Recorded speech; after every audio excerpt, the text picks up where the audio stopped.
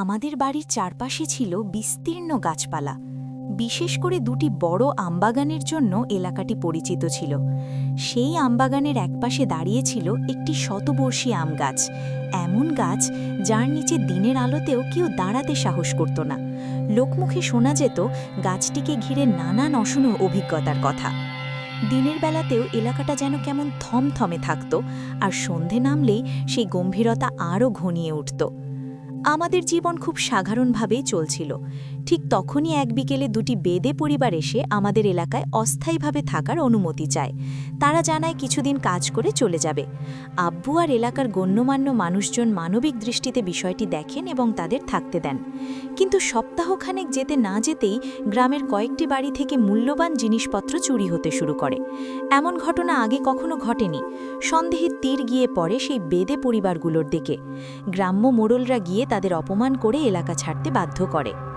চলে যাবার সময় সেই বেদে পরিবারের এক বৃদ্ধা রক্তিম চোখে আব্বুর দিকে তাকিয়ে শুধু বলেছিল, তোর ভালো হবে না। কথাগুলো তখন কেউ গুরুত্ব দেয়নি। কিছুদিন সবকিছু স্বাভাবিকই ছিল, কিন্তু ধীরে ধীরে আব্বুর শরীরে অদ্ভুত পরিবর্তন দেখা দিতে শুরু করে। কোনো অসুখ ছাড়াই তার ওজন অস্বাভাবিকভাবে কমে যেতে থাকে। মুখের ঔজ্জ্বল্য হারিয়ে যায়। পরিবারের সবাই চিন্তিত হয়ে পড়ে। একদিন জুমার নামাজের পর খাওয়ার সময় আব্বু হঠাৎ বলে ওঠেন তিনি অনুভব করছেন তার সঙ্গে যেন সবসময় কেউ একজন থাকে, অদৃশ্য অথচ উপস্থিত। সেই রাতেই ভয়াবহ ঘটনা ঘটে।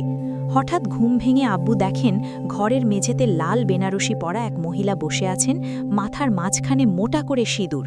তার দৃষ্টি স্থির, নিথর, ভয়ঙ্কর। আব্বু চিৎকার করতে চাইলেও পারলেন না, শরীর অবশ হয়ে গিয়েছিল। জানালার দিকে তাকিয়ে দেখেন সেই একই মহিলা জানালার ওপাশে দাঁড়িয়ে চোখে চোখ রেখে তাকিয়ে আছেন। আতঙ্কে আব্বু উঠে লাইট জ্বালাতেই সব মিলিয়ে যায়। ঘর আগের মতোই স্বাভাবিক। সকালে তিনি সব খুলে বলেন। দাদা তখন দেরি না করে সিরাজগঞ্জ থেকে এক বয়স্ক ইমামকে নিয়ে আসেন, কিন্তু ইমাম সাহেব বাড়ির ভেতরে ঢুকতে রাজি হন না। তিনি বলেন ঘরে ঢুকলে বিপদ আরও বাড়তে পারে, এমনকি তার নিজের জীবনও ঝুঁকিতে পড়বে। তার চোখে মুখে স্পষ্ট ভয়। ইমামের নির্দেশে আব্বুকে বাইরে কলা পাতার ওপর বসানো হয়।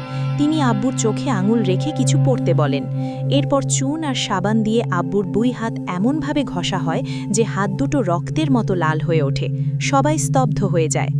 ইমাম বলেন আব্বুর ওপর সিঁদুর দিয়ে বান মারা হয়েছে। সেই সিঁদুর এক বিধবা নারীর, যাকে বিয়ের প্রথম রাতেই হত্যা করা হয়েছিল। তিনি কাঁসার থালায় দোয়া পড়ে ফুঁ দিতেই সেই বৃদ্ধা বেদে মহিলার মুখ ভেসে ওঠে। তখন আর কোনো সন্দেহ থাকে না। চিকিৎসা আছে, কিন্তু ভীষণ ঝুঁকিপূর্ণ। ভুল হলে শুধু আব্বু নয়, পুরো পরিবার বিপদে পড়তে পারে।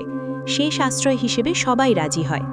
ইমাম জানতে চান এলাকায় পুরনো কুয়া আছে কিনা। আমাদের এলাকার ওয়াগদিয়া মসজিদের পাশে বহু বছরের পুরনো একটি কুয়া ছিল। সিদ্ধান্ত হয় ফজরের আগে 3টি কবুতরের বাচ্চা কুয়ায় উৎসর্গ করতে হবে। আব্বুকে কঠোরভাবে বলা হয় কেউ ডাকলেও পেছনে তাকানো যাবে না, শুধু আয়াতুল কুরসি পড়তে হবে। রাতে আমরা কুয়ার কাছে যাই। 2টি কবুতরের বাচ্চা ঠিকভাবে ফেলা হয়, কিন্তু তৃতীয়টির সময় হঠাৎ পরিবেশ বদলে যায়। চারপাশে অচেনা শব্দ, কুকুরের হাহাকার, পেছন থেকে দাদা দাদির কণ্ঠে ডাক, বাঁচবি না। ভয়ে আব্বু ভুল করে পেছনে তাকান।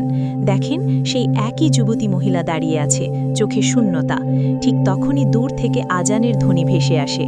আজান যত কাছে আসে অন্ধকার তত হালকা হয়। মুহূর্তেই সব শান্ত। আজান দিচ্ছিলেন স্বয়ং ইমাম সাহেব। তিনি ছুটে এসে আব্বুর হাত থেকে কবুতরের বাচ্চাটি নিয়ে কুয়ার মধ্যে ফেলে দেন। কুয়ার পানি মুহূর্তেই অদ্ভুত রং ধারণ করে।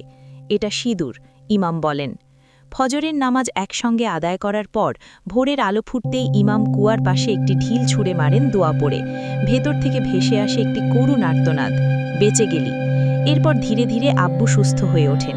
আজ আল্লাহর রহমতে আমরা সবাই ভালো আছি। এই ঘটনাটা আমাদের শুধু ভয়ই দেয়নি, শিখিয়েও দিয়েছে মানুষের প্রতি আচরণে সাবধান হতে। কারণ আপনি কাকে কষ্ট দিচ্ছেন, সে কিভাবে প্রতিশোধ নেবে তা আপনি কখনোই জানেন না। অনেক সময় সেই প্রতিশোধ আপনার জীবন পর্যন্ত কেড়ে নিতে পারে। এই ছিল আমার আব্বুর জীবনের এক ভয়ঙ্কর অধ্যায়।